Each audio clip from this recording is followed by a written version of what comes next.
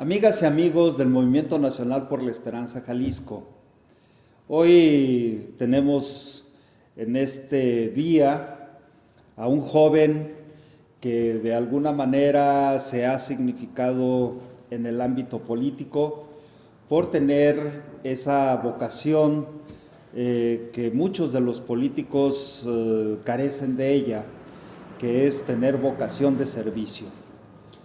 Y Emanuel Alejandro Puerto Covarrubias, pues es un joven que se ha caracterizado por estar enfocando sus baterías de activismo político en el municipio de Zapopan. Alejandro Puerto es un hombre que se ha formado en la trinchera política.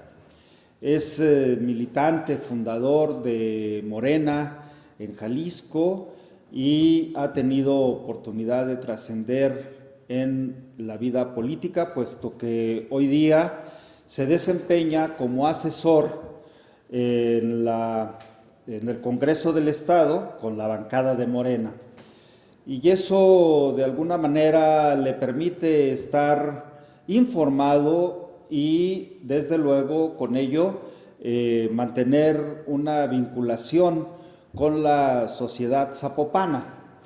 Por lo tanto, hoy le damos la más cordial de la bienvenida a nuestra sede, a este joven político que nosotros creemos que va a estar en el pandero y va a estar sonando muy bien, porque pues además pues es un joven que está muy echado para adelante. Eso a nosotros nos da mucha satisfacción, porque si nosotros tenemos cifradas nuestras esperanzas, es precisamente en los jóvenes como Alejandro Puerto. Por ello te damos la más cordial de las bienvenidas a esta tu casa del Movimiento Nacional por la Esperanza Jalisco. Muchas gracias por la invitación, yo encantado de estar aquí con ustedes, una casa que considero también mi casa. Por supuesto. Y un movimiento al que le tengo mucho aprecio y mucho cariño.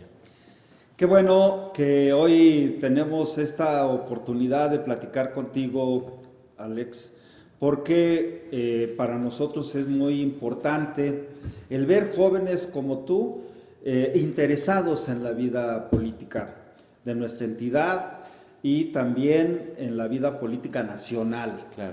Sin duda que hoy los jóvenes que están participando en Morena requieren de tener una mayor formación e información. Tú como un joven formado e informado, ¿qué nos puedes platicar al respecto? Bueno, yo creo que la formación política es algo que uno nunca sabe cuándo empieza ni cuándo termina, pero parte de la genialidad de la política es saber distinguir en qué momento se está dando, ¿no? Es decir, cuando hay una situación que es formativa y cuando hay una situación que no por ser política te va a dejar un aprendizaje significativo, ¿no? Yo creo que en los movimientos, más bien en los partidos de antes, hubo una serie de circunstancias políticas que malformaron a un sector de la juventud, ¿no? Principalmente durante la etapa neoliberal hubo pujas electorales, hubo movilizaciones, hubo actividad política, pero no resultó formativa porque estos jóvenes se formaron como cuadros tecnocráticos y nunca pasaron a ser cuadros políticos, ¿no? Yo lo que veo es que ahora con la Cuarta Transformación ocurre un fenómeno muy interesante. Y es algo que a la izquierda siempre le tomó cierta dificultad por su componente teórico que está muy arraigado, ¿no? También en la actividad política, y es que antes el cuadro político era un cuadro que tú traías de la universidad, ya traías cierto bagaje, cierto conocimiento y le dabas forma, ¿no? Y eso a veces, o no a veces, sino que realmente generó cuadros que no eran dirigentes. Hay cuadros, sobre todo en los partidos tradicionales, que teóricamente, académicamente tienen una formación impecable, pero no dirigían nada. Y en Morena ocurre algo al revés. Hay muchos dirigentes de base que deberían de pasar a ser cuadros políticos, ¿no? Es decir, gente que ya organiza a sus vecinos en torno a ciertas demandas, que lucha por su territorio, que lucha por el agua, que lucha por el medio ambiente, en fin. En toda la geografía nacional ocurre eso, hay dirigentes de verdad y que el partido les debe dar la oportunidad de que se formen como cuadros políticos, ¿no? Creo que estamos en esa transición y fue mi situación realmente. Yo vengo de movimiento estudiantil, mi primer contacto con la política sí fue Andrés Manuel López Obrador en el 2006, pero mi primer momento de activación política fue en la Universidad de Guadalajara, por un diagnóstico que nosotros como estudiantes teníamos de que la universidad tenía que mejorar en ciertas cosas, intentamos impulsar esas mejoras y nos vimos en la situación en la que esas mejoras, para que se realizaran, nosotros teníamos que tener una participación más activa, ¿no? De ahí viene mi historia, en el movimiento estudiantil, empiezo a organizar compañeros y ya después tomo parte más activa en el movimiento de regeneración nacional, primero como asociación civil, luego como partido, y viene una nueva etapa, ¿no? Ya veníamos de saber organizar estudiantes, de saber organizar manifestaciones también, que no es nada sencillo, de tomar centros universitarios, que es algo que no me avergüenza para nada, también lo llegamos a hacer. Cuando fue la desaparición de los estudiantes de Ayotzinapa, fue una situación así. El aprendizaje que teníamos para organizar contingentes, para movilizarnos, para hacer ocupaciones de espacios, pues lo aplicamos, pero después viene otra etapa, que es precisamente la político-electoral, ¿no? El respaldo al presidente Andrés Manuel López Obrador, y es un reto totalmente diferente, porque ya no es la política de masas como tal, sino una política más práctica, en tanto que tiene un objetivo más sencillo, que es ganar una elección. Es decir, una serie de grados más específicos que te demandan otro tipo de preparación. Entonces, se entra en una nueva práctica política donde había tareas muy específicas y el papel de uno es cumplir esas tareas, ¿no? Pero no se pueden cumplir de cualquier manera, las tienes que cumplir apegados a ciertos principios. Entonces de ahí viene mi formación, que considero que es una buena formación y considero que el partido debe de apostar más a eso, ¿no? A buscar estos dirigentes en la base social y proyectarlos como cuadros políticos a través del partido. Fíjate que ese término que tú estás enunciando, estimado Puerto, creo que tiene que ver mucho con ese significado de cuadro político que debe de estar hecho y exprofesamente en 4 aspectos fundamentales: en de ser un buen organizador, de ser un muy buen movilizador, de ser un muy buen comunicador, pero también de ser educador. Claro. Porque hay que educar a la base, hay que educar a las masas, hay que concientizarla, hay que enrutarla, hay que decirle el cómo. Claro, y aprender a hacer labor pedagógica, en los cuadros tradicionales siempre fue una situación muy difícil porque la volvían muy académica. Para mí el ejemplo es Andrés Manuel. Andrés Manuel es un tipo muy didáctico y hace pedagogía en cada una de sus intervenciones, que dará valoración de cada quien si está bien o mal como lo hace o lo que dice, pero cada acción política es una acción formativa o una acción vinculante con ciertos preceptos morales, que no es cosa menor. Gobierna un país que apenas hace 3 años seguía creyendo que la moral era un árbol que daba moras y que el que era tranza no avanzaba. Entonces es muy significativo que en cada intervención él intente meter un ingrediente de vincular la dignidad como persona con tus responsabilidades públicas, ¿no? Entonces no puedes mantener tu dignidad como persona si eludes tu responsabilidad pública de ser honesto, de no ser corrupto, de faltar a tu palabra, de tener honorabilidad, ¿no? Es decir, es un proceso de politización generalizado, no solamente para los cuadros del partido, sino para la sociedad entera, ¿no? Fíjate que ese concepto de la cartilla moral publicada en la década de los 30s, 40s, pues fue algo que llevaba esa finalidad: moralizar la vida pública, moralizar la vida política. Sí, Y despertó polémica traerla al presente, porque sí tiene ciertos ingredientes que asociamos con el conservadurismo, porque este país pues siempre ha vivido polarizado. Y una de esas polarizaciones fue creer que había aspectos de la vida pública reservados a los conservadores y aspectos de la vida pública inalcanzables reservados para los progresistas, ¿no? Cuando realmente lo que había era un proceso de disolución social, donde a la gente no le importaba lo que le pasara, ni a su vecino no le importaba nada, y sí había que generar esta vinculación entre principios y vida cotidiana. Y despierta una polémica porque un sector de esta izquierda ilustrada, aristocrática y académica, que son más bien cuadros tecnocráticos, todos ellos formados en el periodo de la transición a la democracia con Fox, creen que es una forma de viciar la separación entre la iglesia y el Estado, o entre los preceptos religiosos y los preceptos laicos, ¿no? Y es algo erróneo. Realmente es una negativa a creer que ellos mismos no están dirigidos por una moral. Al final todos estamos dirigidos por una moral. Lo que importa y lo que hay que identificar es hacia dónde nos lleva esa moral o qué nos propone esa idea de moral o de ética. Efectivamente. Claramente en el neoliberalismo había una moral y había una ética. No entraban en las categorías pues más aceptables de la honradez y de la honestidad, pero había ciertas ideas, fuerza, que conducían el actuar de los gobernantes neoliberales. Y ahora se propone una moral distinta, que es muy sencilla, ¿no? Es poner a los pobres por delante, no mentir, no robar, no traicionar, ser honrado, ser honesto, y que a veces tiene componentes muy abstractos también, ¿no? Cuando Andrés dice, quien aspire a un cargo debe de tener una calidad moral probada, ¿no? Bueno, ¿cómo pruebas eso? Es una cuestión muy subjetiva, pero tiene sentido, porque hace que todos los que nos sentimos interpelados por su mensaje, nos intentemos adaptar a algo que desconocemos cómo es en sus detalles más finos, pero creamos una imagen de nosotros acorde a la idea de ser honrados, ¿no? Y eso es lo que produce honradez realmente, y para eso sirve la conducción moral de un proceso, ¿no? De un proceso político tan importante, que todos los días te habla que busca transformar y que no lo puede hacer por las vías tradicionales, que tiene que implementar una nueva forma de hacer política, y que lo plantea en abstracto es todavía más seductor, creo yo.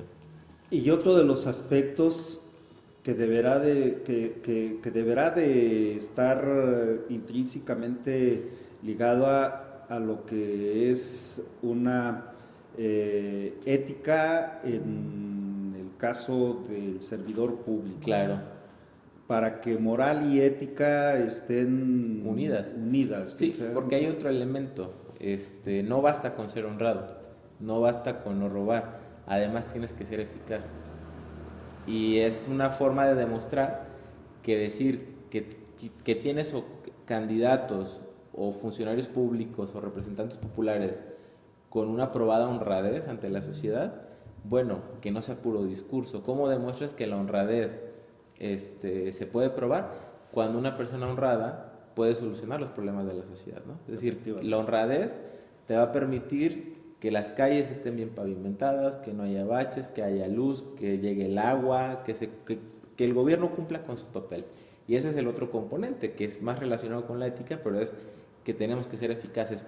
Y el reto está en no eficaz a toda costa, porque pragmáticos hay muchos, y no está mal ser pragmático. Pero el reto de ser pragmático sin violar las reglas, estás hablando de algo que en este país no se había visto, porque todos estábamos acostumbrados. De hecho, nuestra idealización de los políticos, hasta hace pocos años, era de un político amoral, ni siquiera inmoral, simplemente sin moral. Así es. La idea de Carlos Salinas es esa, ¿no? Es un tipo muy pragmático que podía lograr cualquier objetivo, claro, pero sin respetar las reglas del juego. Atropellando a quien se le pusiera por enfrente. enfrente. Exactamente, y eso no tiene nada de loable realmente, Claro. porque sin respetar las reglas cualquiera puede jugar. Así es. O sea, el chiste está en cómo, a pesar de las reglas, de las leyes, de la Constitución, te impones tú mismo unas reglas que te van a permitir no rebasar ciertas fronteras, ¿no? Y esas fronteras pensándolas a partir del bienestar de la mayoría de la gente, no de tus propios intereses.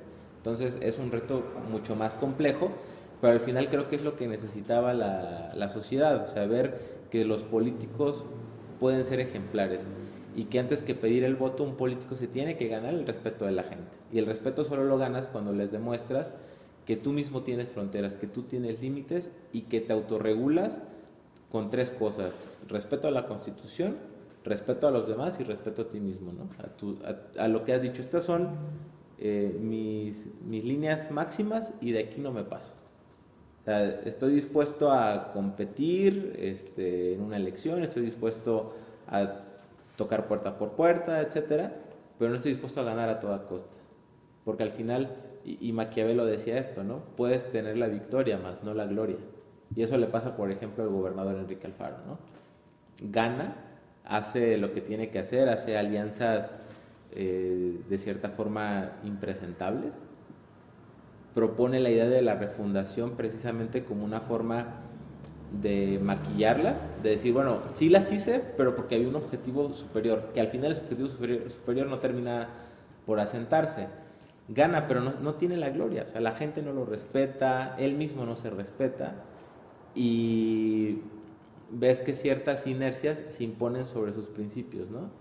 Como esto de irse a un partido de básquetbol con un empresario, darle un contrato millonario, que podría ser algo legal, no lo sé, habría que investigarlo bien, yo asumo que no, pero no deja de ser algo inmoral, o sea, es decir, ¿de qué te sirve haber ganado si vas a hacer exactamente lo mismo, ¿no? O ¿de qué te sirve ganar a toda costa si vas a llegar con la mitad de tu presupuesto comprometido, la mitad de tu gobierno comprometido y la mitad de tu programa comprometido, ¿no?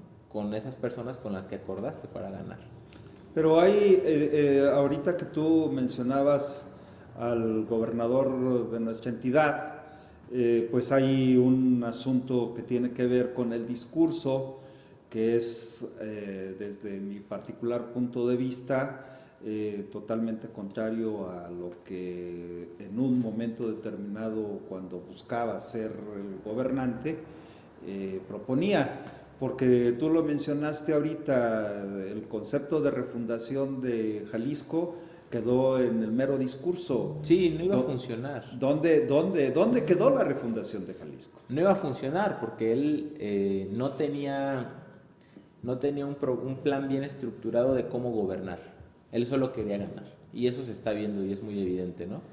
Él llega a gobernar y sus primeras prioridades son las mismas de siempre. Es los contratos a las empresas amigas, es crear instituciones innecesarias como la Agencia Estatal de Entretenimiento, y es hacerse de oídos sordos ante el reclamo, por ejemplo, de los familiares de personas desaparecidas, ¿no?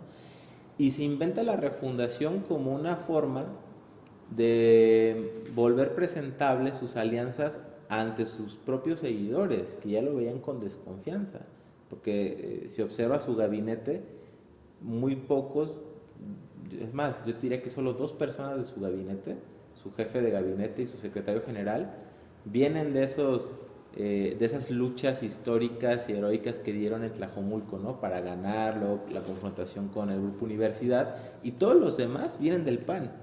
Entonces son alianzas que sí le permiten ganar, pero que ante la gente lo hacen ver mal, y se inventan este concepto de refundación para plantear que había un objetivo superior por el que esas alianzas valían la pena, ¿no? Pero al final no funciona porque ni siquiera la refundación como concepto se toma un lugar prioritario. Prioritario fue a toda máquina. Prioritario han sido las adquisiciones opacas para el tema de salud con el COVID-19, pero la refundación prioritaria jamás ha sido. En sus discursos ya ni siquiera figura, ¿no? Así es. Porque no hay una labor pedagógica, porque no hay contenido para enseñarle a la gente. O sea, a la gente no le puedes hablar de que estás construyendo algo nuevo si sigue viendo a Diego Monraz, si sigue viendo al mismo fiscal. O sea, son unos personajes que ya sabemos que en gran parte son culpables de la debacle del Estado. Entonces, no les funciona eso, y aparte también porque hay un tema de consistencia. Alfaro no es una persona consistente. En algún momento llegó a declarar que antes de pactar con Raúl Padilla se retiraba de la política, ¿no? Un mensaje muy grandilocuente que en aquel tiempo, por ahí creo que era 2009, no recuerdo bien. Sí, efectivamente, cuando fue presidente municipal de Presidente Tlajomulco. municipal. Y que ya estaba en la transición a buscar algo más. Pero acordémonos, declaró Tlajomulco Sí, territorio territorio libre de libre. Raúl, pero después pacta con ellos, ¿no? Sí. Y el problema de Alfaro, que muchos dirán, pero Andrés Manuel también lo hace. Sí, pero Andrés Manuel pacta en público, no pacta en privado. O sea, Andrés Manuel no tiene ningún empacho en sentar a una persona que anteriormente fue su adversario y que los vean públicamente, porque no hay secretos. El problema acá es que ha sido algo muy oscuro, que son pactos en lo oscuro que demuestran la inconsistencia de Alfaro. Un día declara territorio libre de Raúl Padilla y al otro pues van juntos en una campaña presidencial, luego les regala el sistema educativo a nivel secundaria y así, ¿no? Entonces hay una inconsistencia. Otro de los asuntos que mencionaste de esas alianzas con personajes impresentables, mencionabas algunos de sus colaboradores cercanos que más bien no son de él, sino de un exgobernador como Emilio González Márquez, de triste memoria para los jaliscienses.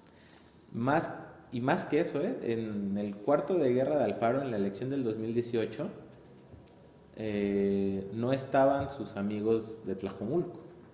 Estaba Herbert Taylor, estaba Diego Monraz, estaba puro panista realmente, ¿no? Los que saben hacer las cosas, bueno, ya sabemos qué cosas saben hacer.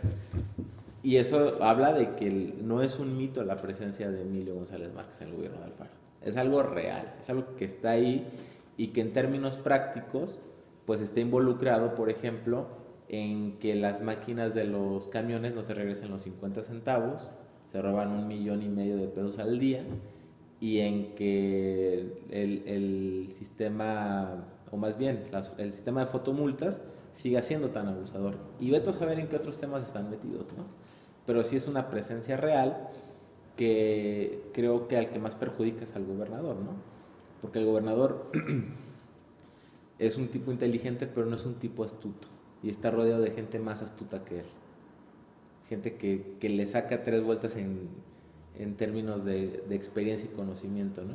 Y que lo pueden llevar a una situación irrescatable en algún punto, ¿no?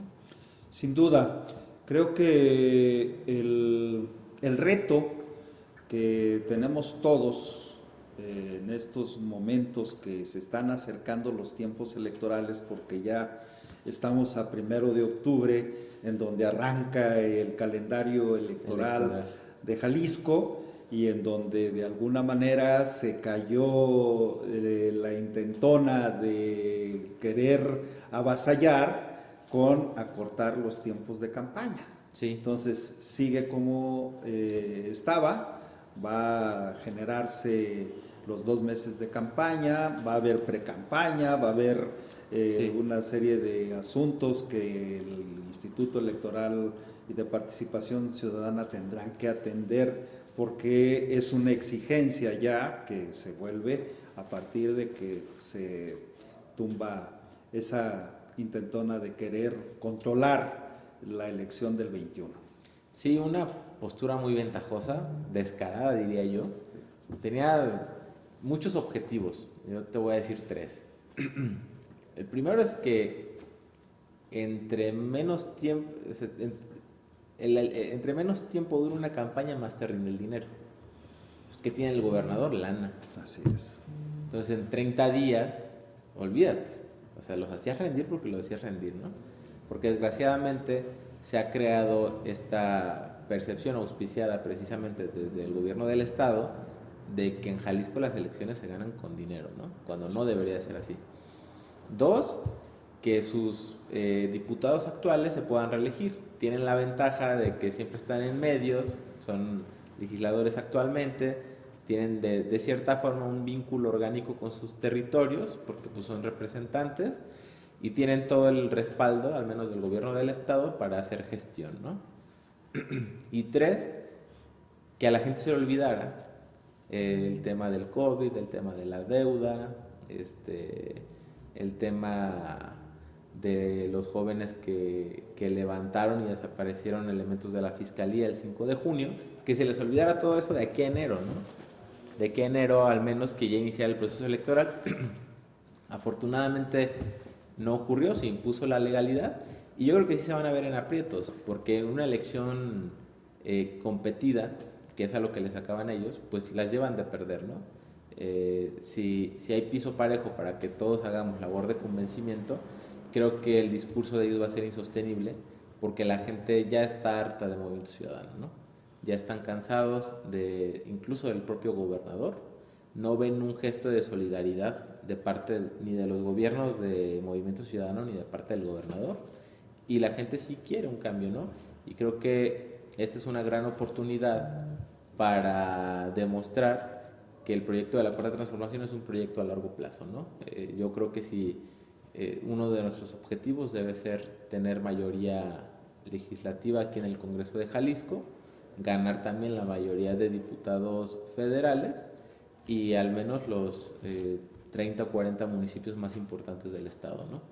Qué bueno que mencionas ese detalle, porque en el Movimiento Nacional por la Esperanza en Jalisco estamos tratando de amalgamar a todos los que tienen un pensamiento progresista, los que tienen idea de que hay la posibilidad de ser competitivos en la elección del 21 por todas esas inconsistencias que ha mostrado tanto el gobernador como su equipo, porque lo que han mostrado ha sido arrogancia. Sí. Precisamente por detentar el poder de la nómina, el poder de la coacción a través de el billetazo, de tratar de que todos converjan en las políticas que él está ideando y proyectando, pero que sin duda no se ven reflejadas en el desarrollo, sobre todo en lo material, en la infraestructura, porque justamente hace unos días transitábamos para allá, para tu tierra, para la costa. La verdad es que las carreteras están intransitables. Y van a continuar así. El otro día yo compartí una fotografía de unas calles de Zapopan, ¿no? Y las comparaba con el gasto que hacen en obras de arte, que son jirafas, animales, zorritos, cosas así, muy bonitas, pero solo en zonas ricas, ¿no? Yo me hice el planteamiento de bajo qué criterio prefieren poner esas obras que pavimentar calles que conectan con escuelas y secundarias, ¿no? Y me decía un simpatizante del gobernador, que los tiene sorprendentemente, me decía, y estas son las calles que quiere el peje, ¿no? Y son los caminos rurales de Oaxaca, los que están haciendo de piedra ahogada, ¿no? Y te das cuenta que hay una codificación para el negocio. Los caminos rurales son la innovación más grande que ha habido en este país en décadas, por una sencilla razón. Sí, La tasa de retorno de esos caminos rurales va a ser casi inmediata, porque de aquí a que necesiten mantenimiento nuevamente van a pasar 40 años. Y en esos 40 años el Estado ya recuperó la inversión. ¿Qué pasa con las carreteras? Pues los contratos son a cuates, son a compadres, amigos, incluso hasta propios funcionarios públicos. Me ha tocado conocer de casos en los que a una sola licitación, entre 3 empresas, va un solo representante jurídico porque él representa a las 3. O sea, un tema de corrupción tremendo. Pero les dan ese contrato porque es un contrato infinito. A la primer lluvia se deslava el chapopote y hay que ponerlo nuevamente. O ya se despintó y hay que pintarlo, se le hicieron hoyos y hay que ponérselos. México es el único país en el que tienes que rehacer tus carreteras cada temporal de lluvias. En ningún otro país ocurre eso porque se hacen de calidad. Sin embargo, la calidad para las personas que están acostumbradas a hacer negocios al amparo del poder, la calidad no es un negocio, no deja. No deja. Lo que les deja es eso, incumplir para volver a meter otra licitación, que te la vuelvan a asegurar, en fin, es un negocio infinito, ¿no? Y de eso ellos están sacando mucho provecho. Tú, como activista en el municipio de Zapopan, conoces perfectamente su realidad, del Zapopan de los que menos tienen al Zapopan de los que más tienen, es decir, una brecha Enorme. enorme, ¿no? Del norte de Zapopan y los del sur de Zapopan. Entonces, quiere decir que hay una creciente desigualdad. Sí, y que no se le ve pronta solución. De hecho, hace poco salió un estudio y en los 5 años de gobierno de Lemus ha incrementado el nivel de pobreza en Zapopan. El nivel de pobreza cada día aumenta porque no es solamente una cuestión de política social acabar con la pobreza, es también una cuestión de servicios públicos. Si tú a la gente no le garantizas avenidas transitables, si no les garantizas calles transitables bien iluminadas, si no les garantizas transporte público de calidad para ir a sus trabajos, pues es gente que, como ocurre ahorita, salen a las 5 de la mañana de su casa y regresan a las 11 de la noche. Y eso impacta en varios aspectos de la vida laboral, como puede ser la salud, la productividad y otras cosas. Lo que provoca es precisamente que la gente envejezca más rápido, se enferme más rápido y lleve una vida muy estresante, aunado a que viven en colonias que nunca son volteadas a ver, que no tienen agua potable o se las tandean y que la basura no pasa regularmente, ¿no? A mí el otro día en una colonia me dijo una señora, esta es una colonia deprimida. ¿Por qué? Porque hay un tema de drogadicción muy, muy marcado y muy evidente. Lo ves, todos en la calle deambulan bajo los efectos de la droga. Pero ella me decía, hace 20 años propusimos un parque lineal. Y te pones a pensar, si entre las prioridades del gobierno hubiera estado poner infraestructura de calidad en las colonias más marginadas, quizás el problema de la drogadicción no sería un problema ahorita. Tampoco el de la delincuencia, ¿no? Porque cuando pones infraestructura, pues también debes de proveer servicios. Y el problema es que no quieren hacerlo porque proveer servicios a las colonias más pobres, que son la mayoría, es quitar recursos a proyectos paranoicos, como son Plaza Arcos, la inversión concentrada en las colonias más ricas, y a ellos les quitas como gobernantes, gente que gobierna solo para un sector de la sociedad, les quitas una oportunidad de hacer negocios. Entonces siguen sin voltear a ver esas colonias y esas colonias siguen pues viviendo la desigualdad muy lacerante. Ahorita ya reciben programas sociales por parte del gobierno, pero falta, o sea, falta que la gente pueda caminar por una calle iluminada para llegar a su escuela o que no tenga que pagar 150 pesos como pasa en Valle de los Molinos para salir a una farmacia, ¿no? Porque el transporte simplemente no conecta la ciudad. Oye, con otro fenómeno que también es muy identificable, la falta de los servicios como es de líquido vital. Sí, que a mí me parece algo sorprendente. Yo siempre he creído que los problemas eh, de Zapopan no se van a solucionar con una mirada solo municipal, necesitas una mirada metropolitana, porque el problema de la basura no solo afecta al municipio, afecta a toda la zona metropolitana, el de la seguridad también y el del agua también. Sin embargo, el del agua era el único que ya contaba con una institución metropolitana funcional y MC la vino a arruinar. O sea, el CIAPA bien o mal funcionaba, pero que dejara de funcionar en plena pandemia, cuando la gente necesita estar en sus casas aseándose las manos, te habla de un grado de incompetencia que yo no había visto jamás. Jamás. O sea, arruinaron la única institución metropolitana que funcionaba en este estado.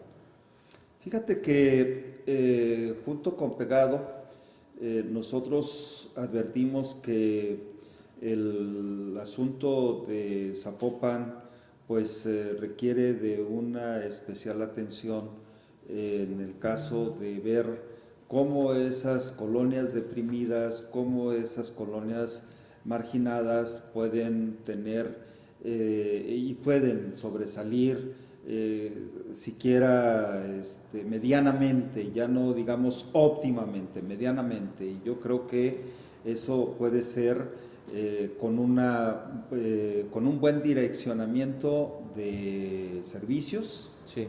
en todo lo que ello conlleva: agua, luz, drenaje, transporte, porque ese es el otro problema, el transporte Sí. en el norte de la Es ciudad muy, de Zapopan. es muy dramático. El municipio tiene muchas dificultades, pero la del transporte es de las principales, la conectividad sobre todo. Es sorprendente que una persona salga a las 5 de la mañana y regrese a las 11 de la noche. Es de verdad inaudito.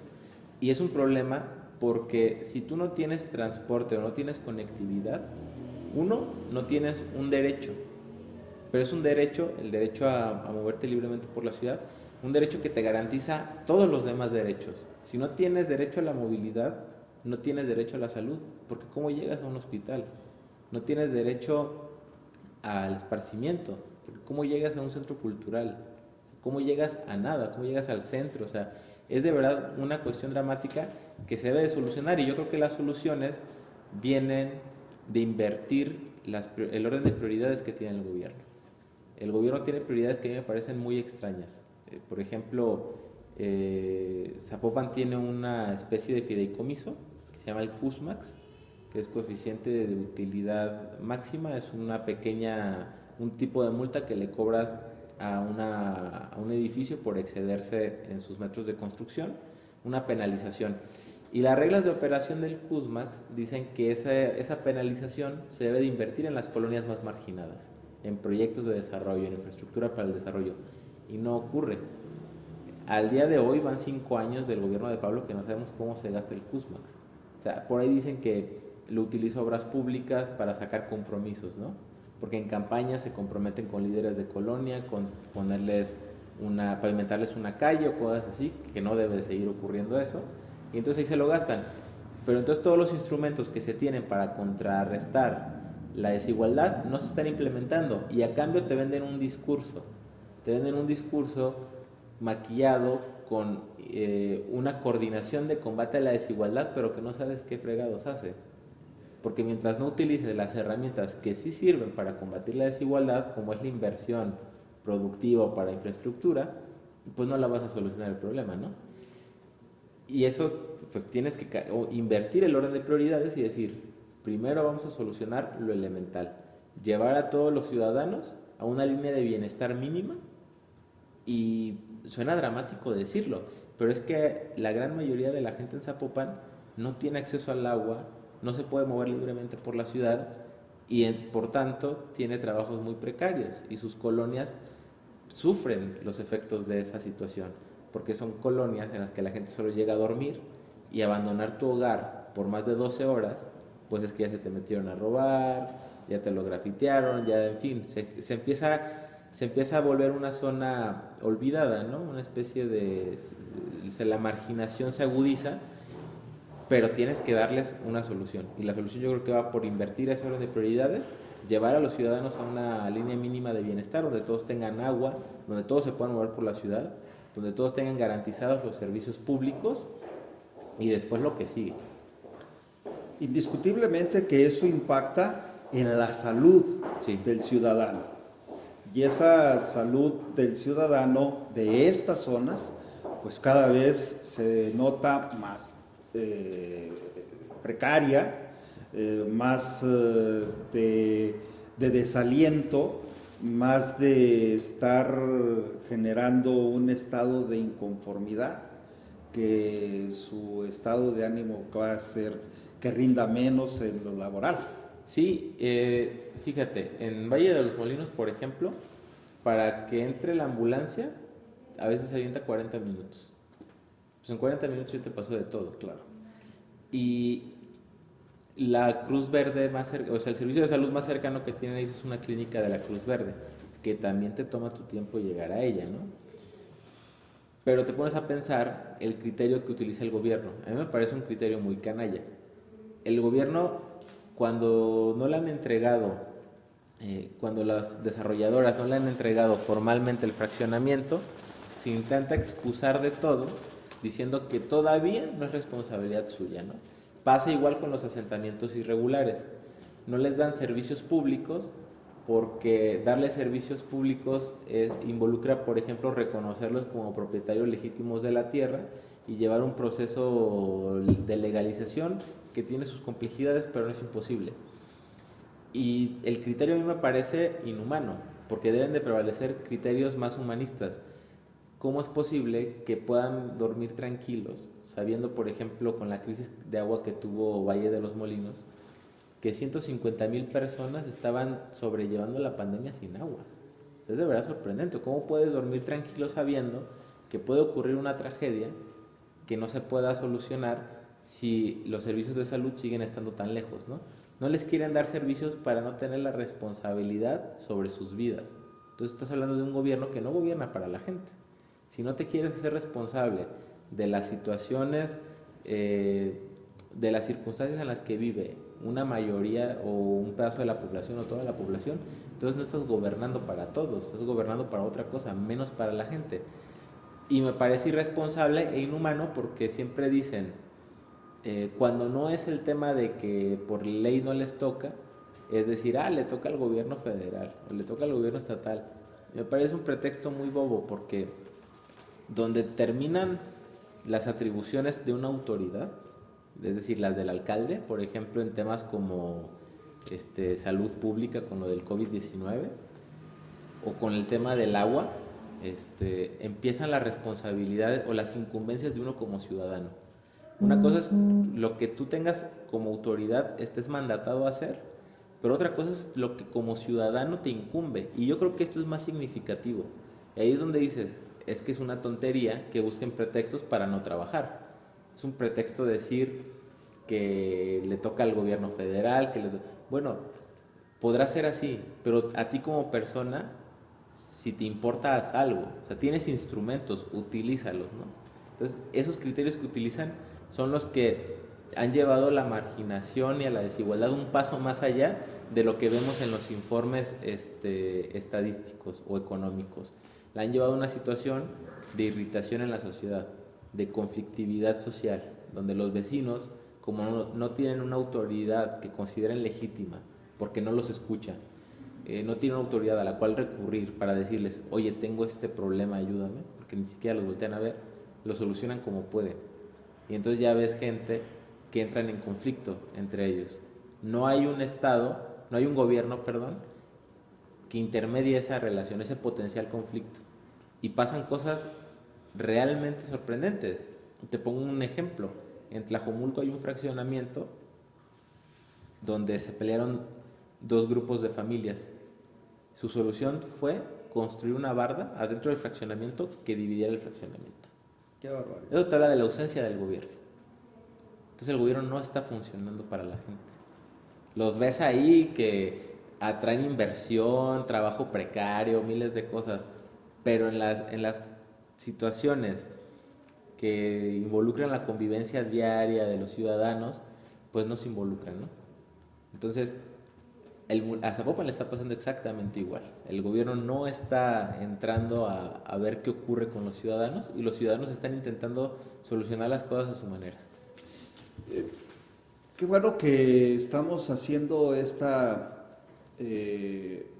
forma de identificar las problemáticas de la zona metropolitana y particularmente donde tú ejerces un activismo muy significativo porque le hemos dado seguimiento a ello en tu contacto con las colonias, en tu contacto con la gente que verdaderamente está sintiendo que debe de organizarse para llevar a efecto pues un bienestar, una mejor convivencia, un buen vivir.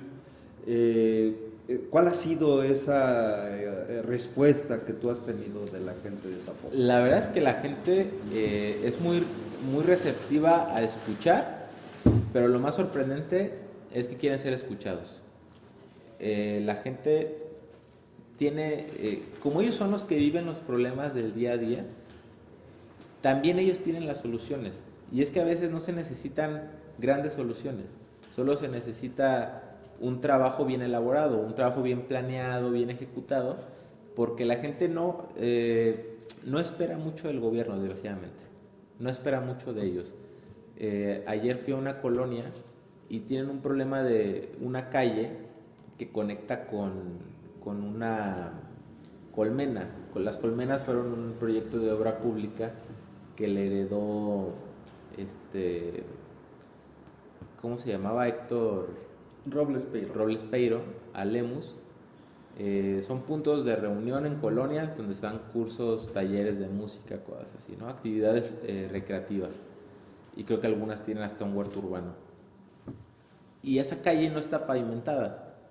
Entonces fui a platicar con ellos y me decían los vecinos, es que con una máquina que aplane está más que bien. No esperan que les pavimenten, solo esperan que en temporal de lluvias no se les haga una zanja enorme en medio. O sea, piden incluso cosas muy básicas que con los insumos y la infraestructura del gobierno se podrían solucionar sin problemas, y muy rápido. Yo te pongo otro ejemplo. Nosotros intervenimos un parque en Tezistán, ayudamos a los vecinos a limpiarlo, descompusimos 3 máquinas, 3 desbrozadoras, porque íbamos 9 amigos, algunos vecinos, y nos tomó 3 fines de semana terminarlo, porque el parque mide 1 hectárea, es un área muy bonita. Y te pones a pensar, el gobierno lo pudo haber hecho en un día lo pudo haber hecho, porque ellos tienen maquinaria de mayor capacidad. El Ayuntamiento de Zapopan tiene cerca de 18,000 funcionarios públicos. O sea, rápido lo puede solucionar. Que no lo hagan es porque el dinero no está priorizado para esas cosas, sino para otro tipo de cosas. Y la gente te dice, bueno, es que yo vivo aquí desde hace muchos años, sé el juego o el papel que juega este parque. O sea, yo te pediría 1000 cosas para mi colonia, pero sé que es lo esencial. Y lo esencial es que la gente no deje de venir al parque a caminar porque aquí convivimos. Entonces, la gente ya sabe, lo que hay que hacer es comprometerse con las soluciones que la gente te está pidiendo o que ellos mismos te brindan, ¿no? Entonces, es realmente algo muy sencillo que no lo quieren hacer porque el dinero lo gastan en otras tonterías. Claro, Y que se podrían hacer cosas mucho mejores, no solamente recuperar parques, sino también mantenerlos vigilados con patrullaje y con alumbrado público, ¿no? Alejandro, es un verdadero gusto intercambiar estos puntos de vista contigo. No, gracias. Porque pues eres un hombre muy bien informado, muy bien orientado al servicio comunitario, y eso para nosotros tiene un gran valor. De ver de qué manera podemos hacer conciencia con la ciudadanía y colaborar en todos esos aspectos en los que nosotros también queremos estar presentes, porque ese es el propósito cuando quieran los invito. Ese es el propósito del Movimiento Nacional por la Esperanza, acceder a un buen vivir. Claro. Y yo creo que nosotros, en el caso de Jalisco, no hemos visto que llegue el buen vivir. No. Al contrario, estamos viendo que llega el buen vivir, pero para unos cuantos, unos pocos. Y para la gente solamente represión. Así es. Y bueno, la pregunta obligada, como joven político que eres, como un estudioso de la ciencia política, porque esa es tu formación, licenciado en ciencias políticas, la pregunta obligada, ¿te veremos en la boleta? Yo espero que sí. Eso es lo más importante. Tener determinación, tener mucho deseos de estar participando y que desde luego con una plataforma, plataforma que te dé identidad. Claro, y con objetivos claros, ¿no? Nosotros hemos visto, no solamente hemos hecho labor de campo, también nos hemos reunido con ciertos expertos, y yo siempre les digo, a ver, lo primero es, no buscamos hacer algo como lo que planteaban Lemus y Alfaro recién, ¿no? Algo espectacular, le llamaban ellos un nuevo modelo de gobernanza, una tontería así. Y dije, no, vamos a cumplir con el artículo, vamos a cumplir con lo que dice la Constitución de cuál es la chamba de los presidentes municipales. Eso, nada de que talleres de macramé y boberías así. Pueden ser objetivos nobles, dar talleres de macramé, no son la prioridad número uno. Y en política uno debe tener bien claro sus prioridades, jerarquizarlas, sistematizarlas y tener un plan bien estructurado, porque si no, luego vas a gobernar con ocurrencias. Un día te importa el agua, el otro día le quitas dinero al agua para esto y que ya hemos visto, ¿no? Entonces, sí hemos recabado también información de especialistas, pero con el imperativo de que primero vamos a llevar por parejo a todos los ciudadanos a una línea mínima de bienestar. Que a nadie le haga falta agua, que no haya una colonia sin alumbrado público y que no haya una colonia sin patrullaje. Eso es lo que nosotros pensamos que debe de ser un proyecto a largo plazo, ¿no? Y también es la forma, como dice Andrés Manuel, de hacer el cambio irreversible. Y hacer el cambio irreversible es precisamente eso, ¿no? Creo, invertir en las colonias olvidadas y que sea infraestructura que les sirva no solo a ellos, sino a las próximas generaciones también. Eso es lo más significativo, pensar en el futuro que le debemos de heredar a nuestros hijos, a nuestros nietos, de las futuras generaciones en general, pero sobre todo a las que se han visto olvidados por décadas. Claro, sí, es algo bien sencillo, es por primera vez en la historia de Zapopan poner a los que menos tienen por delante, ¿no? Como lo está haciendo el presidente. Como lo está haciendo el presidente, así es. Está volteando al 70% de la población. Así es, sin olvidar al resto, claro. Claro, por supuesto, pero igual, Alejandro, yo quiero decirte que esta es tu casa. Muchas gracias. Que nos gustaría que no fuera la primera ni la última, que fuera la primera de muchas reuniones que podamos irle dando seguimiento al trabajo que estás de manera señera realizando en el municipio de Zapopan con la gente y para la gente. Hombre, yo agradecidísimo, cuando me inviten aquí estaré. Gracias. Gracias a ti. Amigas y amigos del Movimiento Nacional por la Esperanza en Jalisco, ustedes pudieron apreciar en este video conversatorio que estuvo presente nuestro apreciado compañero Manuel Alejandro Puerto Covarrubias, quien tiene mucho interés de estar señalando los aspectos más significativos que le afectan al municipio de Zapopan, pero no nada más al municipio de Zapopan, sino que tiene una visión muy panorámica, muy generalizada de la entidad, porque pues obviamente está donde se ven todos los problemas en el Congreso del Estado de Jalisco, y eso pues lo hace ser un conocedor de la materia. Amigas y amigos, fue un gusto tener a nuestro apreciado compañero y amigo Manuel Alejandro Puerto Covarrubias, y esperamos que en la próxima emisión nos sigan brindando su atención y confianza para vernos y esperar la emisión siguiente de la semana. Muchísimas gracias y hasta pronto.